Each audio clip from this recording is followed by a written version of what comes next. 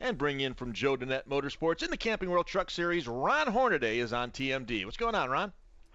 Oh, trying to fight the cold. You got to fight the cold on the winter time, don't you? Well, I mean, I'm in Chicago, so I know cold. How cold is it down there in the South? Not the cold weather, the cold in my head. Oh, you have that kind of a cold. Yeah, Oh. like Bagman. Yeah, he's scared to be on with me for the first time this year, so we got picked on, so he had to leave. You ran How him can off. anybody be scared of talking to Ron Hornaday? I mean, come on, really. Bring up what I Nicest don't guy. want to talk about, I guess. Nicest guy in the sport. I tell you what, it's it's exciting, Ron. I mean, we're excited about the whole everything that's on the table with you and Joe Danette Racing. I mean, once you get over your cold, how excited will you be? I came up here when they painted the floors, and I just got up here this morning, and the guys are getting a lot done. They have already been to the wind tunnel once, so I came in here, and they were all working, so they weren't standing around, so I'm pretty darn impressed. It's looking, Jeff Hensley and all the guys are working hard, and I'm just looking forward to it. It's going to be a fun year. Well, and it's funny. We had you on when this first was announced, and you said those exact words. You were looking forward to having fun with this race team. What's the culture like there? What's the feeling like there at that race team, Ron? Just a bunch of guys that are working hard and just want to have some fun. I mean, they're doing everything right. We got Mark Smith Motors. We've got a lot of backing from Chevrolet this year, which really going to step this whole program up. And Jeff has really got, with the help of Kevin's shop up here, just Kevin coming by every night and helping Jeff out of the where to focus onto and what NASCAR is doing with the new little rev limiter down at Daytona and stuff like that. How we can run like we did at Talladega. So it's like hadn't missed a beat. I mean, these guys have been really working hard together and just put a good group of guys together. And I'm really looking forward to a great year. Ron, as we kind of close the book on the Kevin Harvick Incorporated era, I mean, as you look back on the operation that Kevin and Delana ran, I mean, are you sad in a way that they decided to get out of it at this point? Great deal of success in a great many different series. And what was it? I guess what I'm asking is, what was it like to run for Kevin and Delana? And are you sad that era has come to an end? Yeah. I mean, we had a lot of success up here at KHI, and they gave me everything we needed, and it looks like it's just carrying over right now to Joe Danette Motorsports. I mean, we've got some great guys working here, and Jeff handpicked everybody he wanted. He's worked with everybody before, so I don't think we're going to miss a beat. You're just going to see a different number on the side of the truck, and Joe likes Bill Elliott, so we got number 9 on the side, and just seeing the paint schemes we're going to come out with, so really looking forward to Daytona. I mean, I don't even know why we quit racing, man. We got to keep on racing. This honeydew list we're doing is pretty big this winter, so I got to get back to racing. Yeah, I can imagine. How far ahead are you guys in terms of preparation? You mentioned Daytona. How far down the road? I mean, you get a little bit of a break, I guess, the way the schedule lays out after Daytona. Yeah, but still, wind tunnel, you find some things out. Jeff said that the truck he took there really blew good, and it's one of the best ones that they've done between KHI and blew just as good as their truck. So looking forward to it. They've got the second one on the plate right now, which will be done by Friday, and then the third one will be done. We're going to have to get 4 because Max is going down there with us, so we'll have 4 trucks done. Be honest with you, I got to go in there and find out some more information to let you know. But to me, walking into a shop which looks brand new to me, a lot of trucks on the floor, a lot of parts are already cleaned up, ready to go on there. And Jeff was just telling me to take them a couple days, bolt them together, and put them on the plate. So not missing a beat. It looks like the team's been here for 15 years. It looks pretty good. Ron, now that we've got a little distance from the events last November in Texas, and I know you'll be really disappointed if we didn't ask you a Kyle Busch question on this show, but now that we've had some distance, some time, as you look back on what took place in Texas, and you look back at what Kyle's had to deal with, being taken out of the car, and I don't know how close to the situation you are anymore in terms of Kyle than anybody else right now, but do you see some movement in the right direction from Kyle? Do you think that'll be an incident that in the long run, we'll say that might have been a turning point, that he finally got it, or do we just not know yet? I don't pay attention to it. I don't know what he's been doing. I don't know what he's doing to help the situation out, but all I know is Rockingham called me yesterday, And they said, we got your motorhome spot already. We got spot 18. I said, can you, like, change the number and move it down or something? I said, you don't want to put it in my head no more. I mean, you know, that's over. They kind of laughed about it. But, no, I mean, I'm sure everything happened there. If he could take it back, I don't think that incident would have happened. And I think the fans got robbed of a good points race going down there. I mean, Kevin Delaney gave me everything they could, and, you know, with Jeff Hensley's help and Bruce Cook and everybody, there was going to be a good points day down there, you know, coming down the Homestead. So that kind of took us out of the loop, and we just had to go out there and do the best we can and finish in the points where we did. So, I mean, I think the fans got robbed on that one. But other than that, it's racing, and you go on.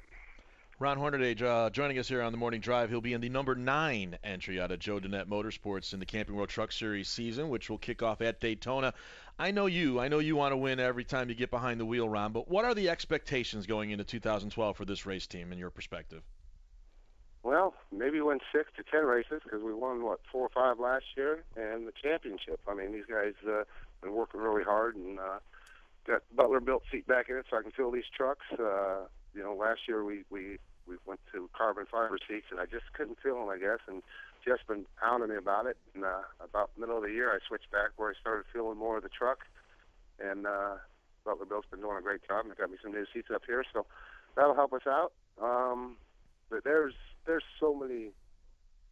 You know, we won 5 in a row a couple of years ago, so maybe we can get 6 in a row. Who knows? Carmichael said you can't do 6 in a row, but we're going to try. Ron, with the departure of the series champion, with Austin Dillon moving to the Nationwide Series, when you look at your championship competition, is it the usual suspects, or the guys that finished near the top with you, or do you see some guys maybe leaping up, maybe some guys who, you know, have a year under their belts from last year and could really threaten this year? Well, I mean, the bad part about it, you look at any championship. I mean, we didn't finish 4th in points, and Austin didn't win the championship. He won it as a driver. I mean, as a whole, you got to win it as a team, driver and owner. And, you know, Harvick came out there with his truck and won the championship in owners. So, I mean, I'm not satisfied to go out and win the championship as driver. You got to do it as a team, as a whole. And, I mean, that's my goal is if Kyle comes out and races and Kevin comes out and races and they go out there and win the owner's points, then I didn't do my job, and I let the team down. So the way the new point structure is, it taught me how to race completely different than you normally do, because you can't make the points back up. So we're going to have to go out there and run top 5s and win races to get the championship. Just to kind of follow up on that, I mean, obviously you've been around the series since day one. You've got several championships. Can you assess the Truck Series for us, Ron, in your mind, where we are right now with this division as we go into 2012? Well, if you go back a couple of years ago at Daytona, we weren't going to have enough trucks to fill the field, and, you know, we had to send 2 home from Daytona, and I think we were only light a couple races that year, and, you know, last year I thought it was going to be a real bad year for the Truck Series, but it was one of the best years. I mean, a good truck count and everything like that.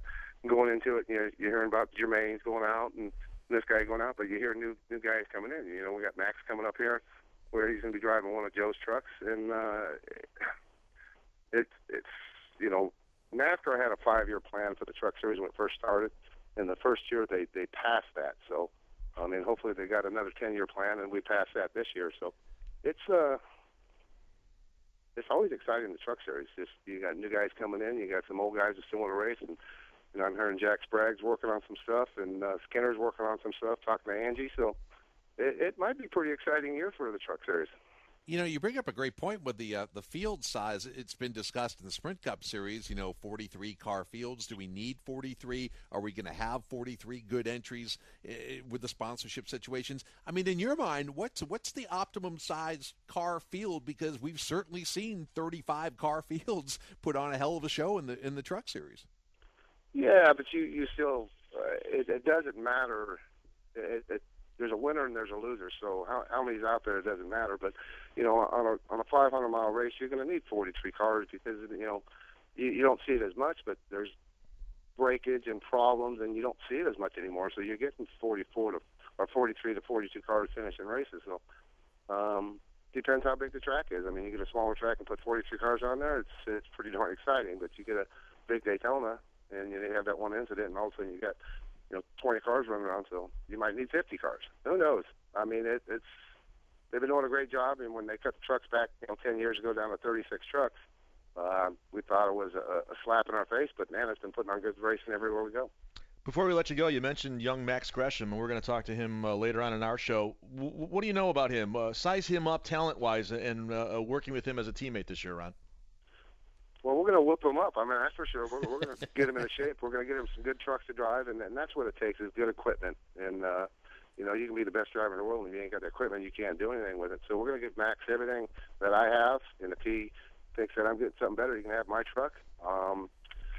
He's a talented young kid. He's really gung-ho. He got a little apartment up here by the shop. He's going to be here every day working on the trucks and learning the guys and all that stuff and putting 100% effort into it. So me, for myself, was coming in here.